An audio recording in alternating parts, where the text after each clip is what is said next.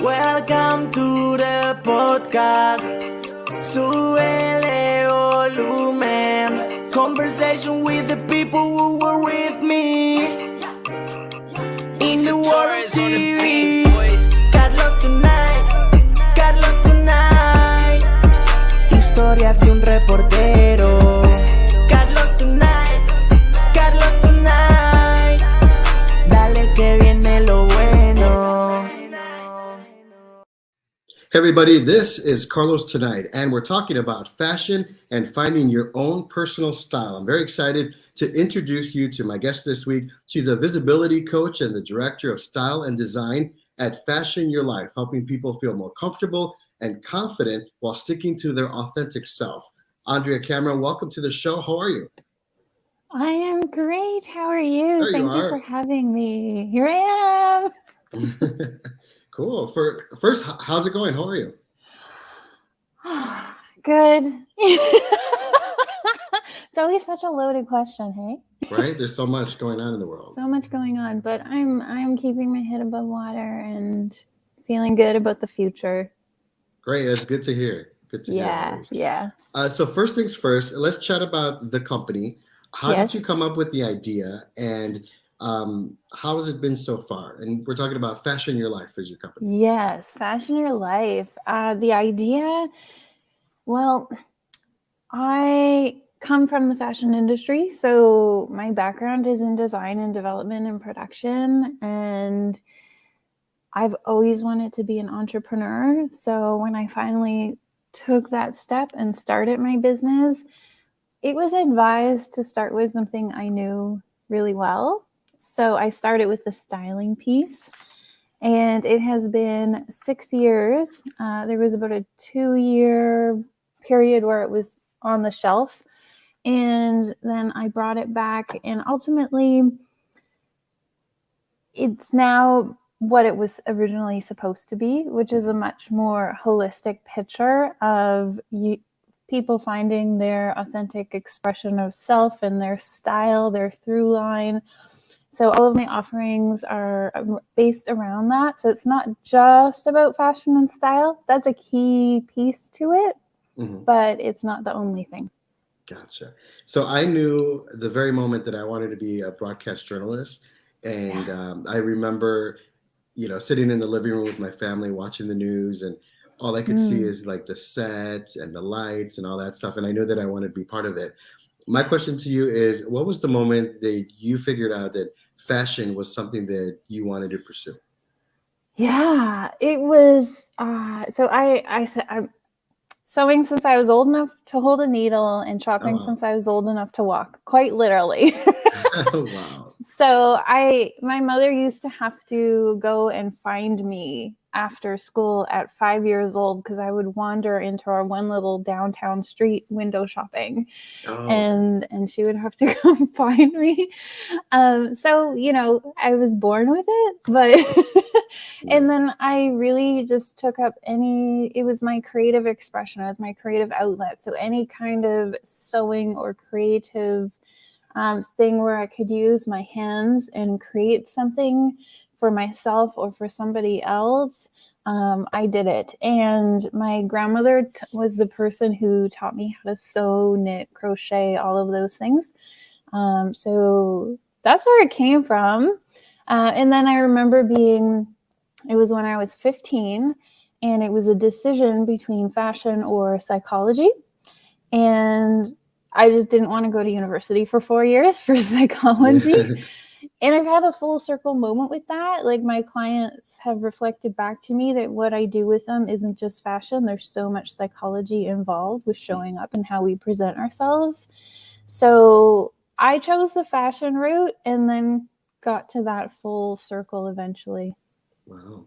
It's funny that you said that earlier about your mom trying to find you. Because when I was a kid growing up in Chicago, all the neighborhood kids were looking for me, trying to like, hey, where are you? We want to play. And I was like inside watching the news like a nerd. Yeah, that's a good indicator of what we're supposed to be doing. Exactly. All right. So there are times in our lives when someone can say or do something that reshapes our lives. And it seems you're doing that right now for a lot of people, as you mentioned. How does it feel working with someone who may be lost and now you've helped them find their way? Oh, yeah. For me, it's really when I see people settle into themselves, like they literally physically go, oh, like there's a moment where, and those moments happen multiple times because often there's layers. But that is, some people, coaches work with people and they say they love those aha moments. For me, the aha moments are when I see people physically relax into themselves. And typically the people who work with me know who they are. It's not a question of them knowing who they are. It's they maybe don't quite know how they fit in, or they don't quite know how to express it, right? It's there, but it's like, okay, let's just gently pull that out of you and help you see it so that you can practice that. Yeah.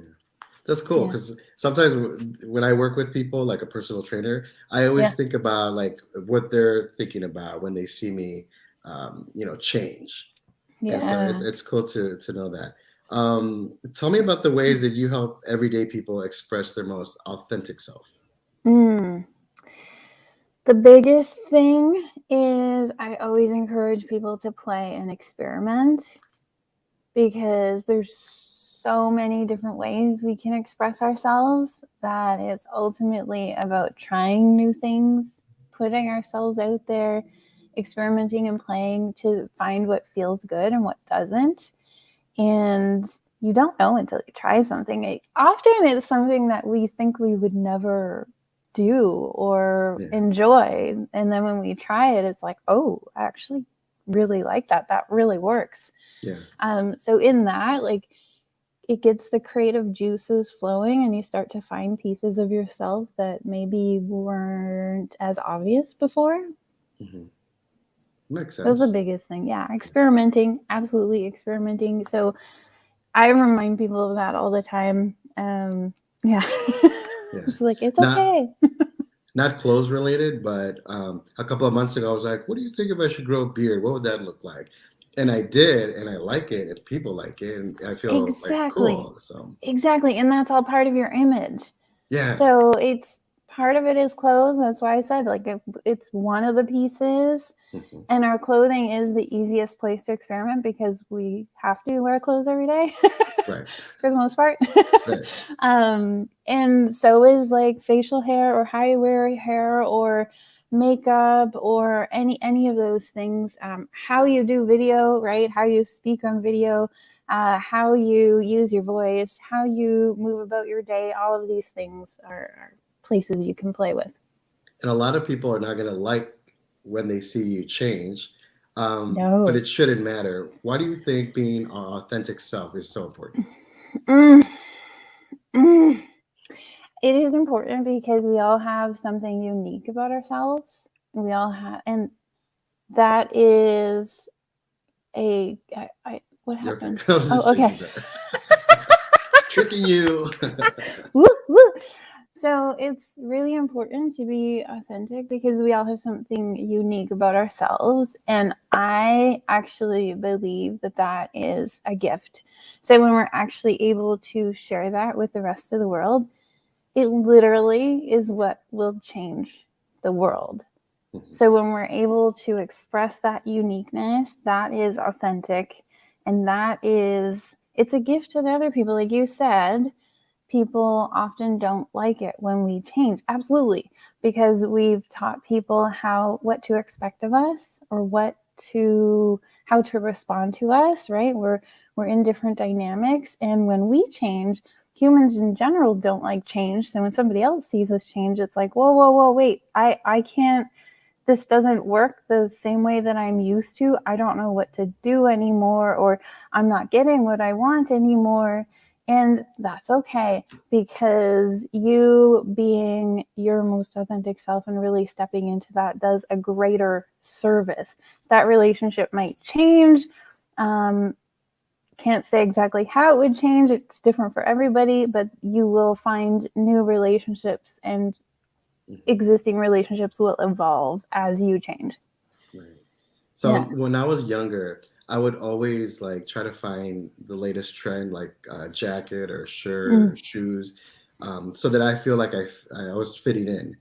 Yeah. Nowadays, I really don't care. Like I'll wear like sweats or Yay. something, right? Why do you think fashion dictates the way we live? Yeah, this is a big, big key piece because I'm not a trend follower, and it's all about finding your unique style. So why fashion dictates it is mostly has to do with supply and demand, and they want you to buy more. They want you to keep buying, right? They don't fashion as an industry doesn't want you to think for yourself and doesn't want you to understand your style, because if you do, then you're not going to buy as much. You're not going to be, as I say, confused, frustrated, and overwhelmed. Right? Because if you're not buying into the trends, if you actually know your own style and you're only buying when you need to and when it makes sense, then you're not buying as much. And they don't want that. Like the industry wants you to buy more because then it makes more sales. Exactly. Oh, wow. I'm talking with Andrea Cameron of Fashion Your Life. What does wearing the same type of clothing or maybe the same type of color say about your personality or maybe the way you live? Yeah, color psychology, and this goes into, like you said, the it could be the silhouette, it could be the fabric, it could be any number of things. So all these pieces are what make up your unique style. Color is the easiest way to explain it because it is the most visible thing. So color, my main color is red. I love wearing red. Not everybody can wear red. Some people think they can't wear red, rather. Correction. Some people think they can't wear red. Everybody can wear red. It just depends on what kind of red, right? So for me, I need to wear a bright, bold hue of red. It needs to be like a true red. And what it says about personality, so it's for me, it's directly linked because red is right. My brand colors are red, black, and white, and then a couple blues. So red, if you look at red with white and black, it's equally as far apart from white as it is from black. It's right in the middle. And the juxtaposition of red is that it represents passion as well as destruction, like peace, love, and war. So it represents both of those things. So there's a dichotomy with red. So it's showing those two different extremes. And that's just a big part of my own expression and what I see in things and how I express myself. So it just matches my personality. And then also red is, it can take up some of the energetic space for me as an introvert. I'm actually an introvert, a social introvert. So red is like attractive. It's very like, oh, red, she wears red. It's like, then I don't have to do as much talking. Oh, okay. So there's a few different pieces to it, but ultimately color psychology plays a big part into it, and understanding who you are and attaching it to the color, and then of course the fabrication and the style. And we look at all those pieces, right? Like a lot of people, especially since the pandemic, have gone into allowing themselves to wear more comfortable fabrics and silhouettes. And surprise, surprise, that's what they wanted to be wearing all along, right? That's what they feel more comfortable in. Not everybody. Some people want to go back to their more structured pieces because that's more defined of their personality. I used to wear just a lot of black and a lot of dark colors. And then last summer, I made a choice to like include color into my wardrobe. So I would wear, I mean, not today, but I bought some like white shirts and what else did I buy? Like colorful shorts that weren't just black. So I tend to feel like more comfortable and more like out my personality's out there almost. Yeah, exactly. It's a way to talk without talking. Exactly. Yeah. Yeah, and a note on black. I wear a lot of black. So black can be very grounding, as it is for me, as I'm sure it is for you if you wear it quite often, or it can be very heavy, right? So if it feels heavy, then you want to wear more gray, navy, brown, that kind of thing. What do you think about accessories?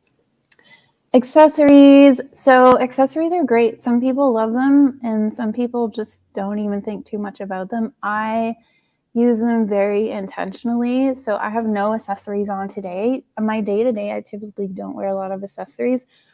And it's, you know, it's really a personal preference. So when I go out and get dressed up, I'm going to wear more accessories. Some people will wear them every day, and having go-to accessories that they really love that help express themselves, or that they can mix and match with their specific pieces.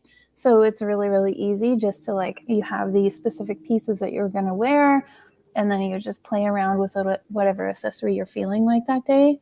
I think accessories can be very functional as well. So, you know, scarves are the obvious functional accessory. They're not as popular as they were maybe 5 years ago, but, you know, they can still serve a functional purpose and add a pop of color. But yeah, accessories, especially for men, like watches, or like if you're in a suit wearing something in your pocket, or socks are kind of an accessory for men, right? So all these things are really easy ways to express yourself. Yeah, I was I went out last weekend, and I thought to myself, I need a chain or something to include in my outfit. And I see a lot of guys out there now wearing like chains and crosses, like pocket chains, or like a necklace, like the silver chain necklace. Yeah. Yeah. So I was like, Would you want okay, more of a heavier one or a lighter one, or? probably a lighter one. I think Yeah. so. I guess it Cool. depends on the outfit and the day. And how I Maybe you feel, have a right? couple options. Right? So we were talking earlier about finding our authentic self. How do we even begin? Oh, yeah. This is a journey. How do we even begin to find our authentic selves? This is such a good question. It starts within. So there has to be a willingness to go within and to do some self-reflection. Right? So it's all about the inward outward expression. That's why, like, people typically know who they are once they come to me, but we continue to work with it and refine it. It's really about, like, making it that excellence that it is. Kind of like you're willing to think outside the box? Absolutely. Yeah? Okay. I used to say all the time, step out of the box and into your style. It's Yeah, because sometimes we're like in that zone, and it's like I'm not budging. yeah. So there's perception there of, like, oh, I need to show up a certain way because Right. I'm this, whatever you fill in the blank. Right. That's not the case anymore. You actually just get to be you. And yes, there may be certain requirements or expectations of how you show up or present in certain situations, but you can still do that in a way that's authentic to you. You don't have to look like everybody else in the room. Yeah. Okay. Sometimes I'll take a snapshot of like clothes that I see on Instagram, or someone like modeling, like a hat or a shoe or something like that.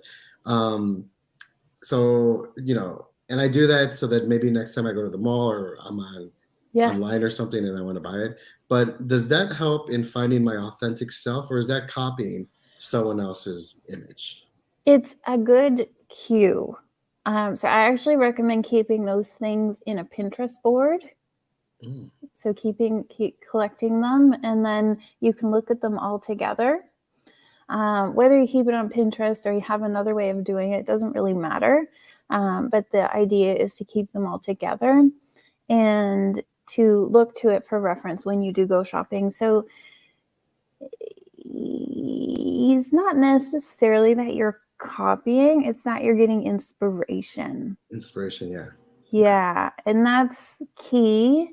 And a way to differentiate it, is to look at it and say, do I want that because somebody else looks really good in it, or I think that's what I should be wearing, or do I want that because it really appeals to me and I think that it would actually represent me, right? Because when we actually know our style, trends come and go. Sometimes those trends match our style, sometimes they don't. When the trends match our style, we want to be buying more, right? Because they're not always going to be there. So if you have that reference of things that you were like, oh, that's appealing, really seeing the patterns, so keeping them together so you can see any patterns, and then asking yourself, do I just like that on somebody else? Or do I actually want to wear that? Do I actually feel like that would empower me? Because sometimes it's strictly because we see it on somebody else, and like the saying, sorry, like the saying, a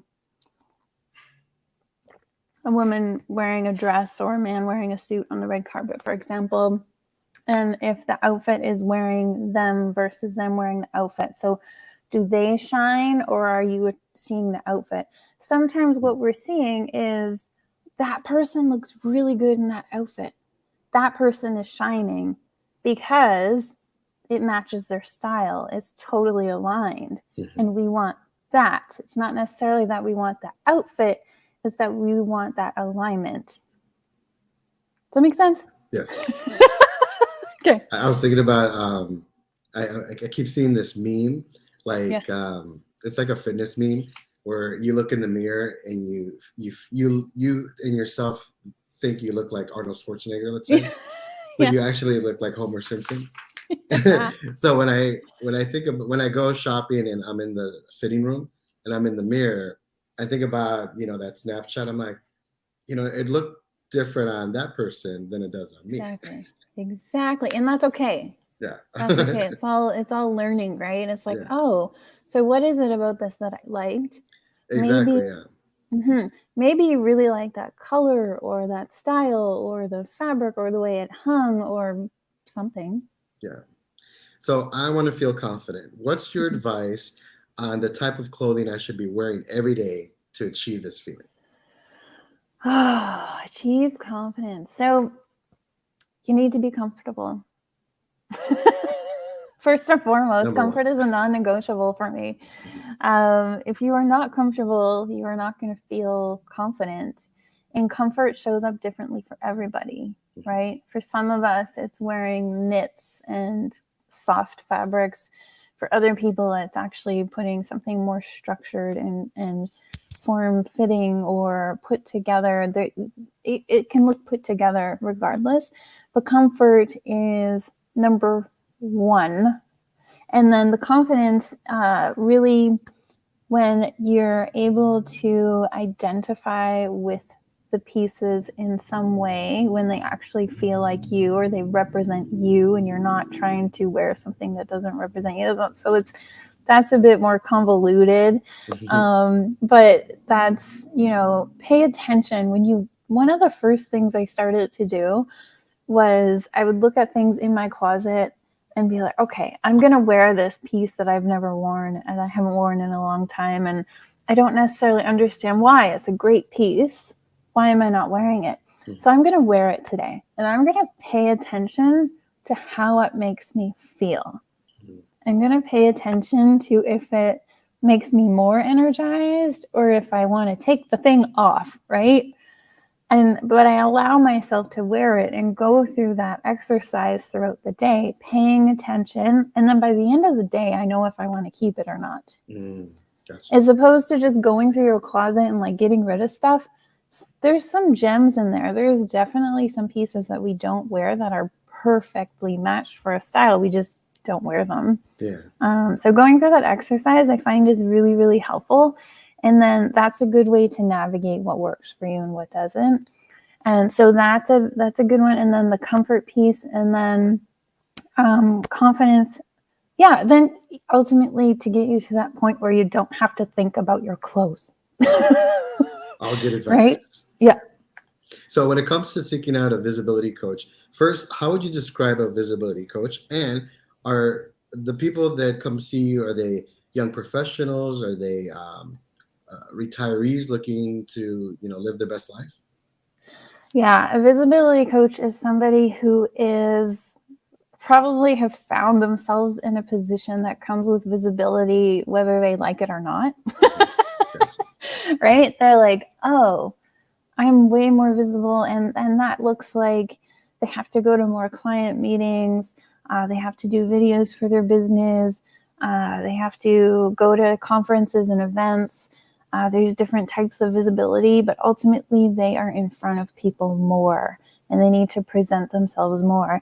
Mm-hmm. And they're typically the person who finds that exhausting. They are tired at the end of the day. They maybe don't quite know how they fit in. It's ultimately they're like, how do I show up here? I know who I am, but like sometimes talking about themselves they don't like talking about themselves. But they're also quite smart and can be seen as intimidating. Intimidating is something I've heard quite a few times from different people. So they come across as intimidating because they're smart, mm-hmm. but they actually just don't know. It's like, how do I navigate these waters? And then how do I show up in a way that is authentic so it's not exhausting? Mm-hmm. Yeah. Right? I gotcha. Mm-hmm. Where were you a couple of years ago? I remember like being on TV and like being on, like you were saying.